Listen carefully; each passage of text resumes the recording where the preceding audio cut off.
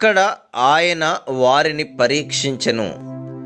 నిర్గమకాండము 15వ అధ్యాయము 25వ వచనము. ఒక ఉక్కు కర్మాగారాన్ని చూడడానికి వెళ్ళాను. తయారైన వస్తువుల నాణ్యతను పరీక్షించే విభాగంలోకి వెళ్ళాను. ఆ హాలు నిండా అనేకమైన చిన్న చిన్న గదులు ఉన్నాయి. ఉక్కు కడ్డీలను విరిగేదాకా పరీక్ష చేసి ఏ స్థాయిలో అవి విరుగుతాయో రాసి పెట్టి ఉంది. కొన్ని ముక్కలు విరిగేదాకా వాటిని మెలికలు తిప్పుతారు. కొన్నింటిని తెగిపోయేదాకా సాగదీస్తారు. కొన్నింటిని సన్నని తగరంలాగా అయిపోయేదాకా పీడనానికి గురి చేస్తారు.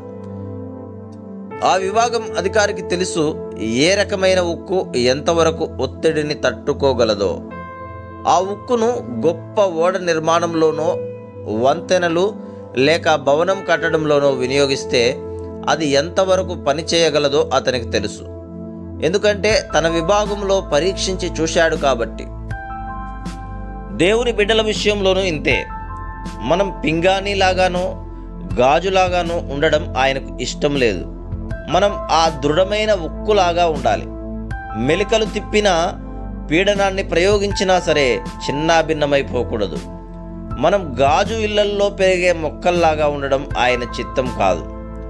మలమల మాడే ఎండలో నిలిచి ఉండే మర్రి చెట్టులాగా ఉండాలి.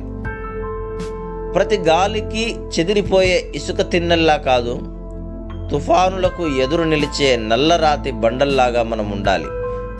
ఇలా చేయడానికి ఆయన మనల్ని తన శ్రమల పరీక్ష విభాగంలోకి తీసుకువెళ్తుంటాడు. శ్రమలనేవి విశ్వాసం బలపడేందుకు దేవుడు ఉపయోగించే పరికరాలని మన సొంత అనుభవాలు మనకు నేర్పిస్తాయి. విశ్వాసం గురించి ఉపన్యాసాలు ఇవ్వడం తేలికే. అయితే మన బంగారాన్ని దేవుడు మూసలో వేసి దానిలోని కాలుష్యాన్ని తీసివేస్తూ ఉండడాన్ని ఓర్చుకోవాలి. నిశ్చల సముద్రం లాంటి మన జీవితాలను శ్రమల పెనుగాలులు కదిలించడం వల్ల యేసు మనకు చేరువైతే ఎంత సంతోషం! ఆయన లేని ప్రశాంతత కంటే ఆయనతో తుఫాను ప్రయాణం ఎంతో మేలు. యేసుతో ఏకాంతంలోకి, ఆయన చేతిలో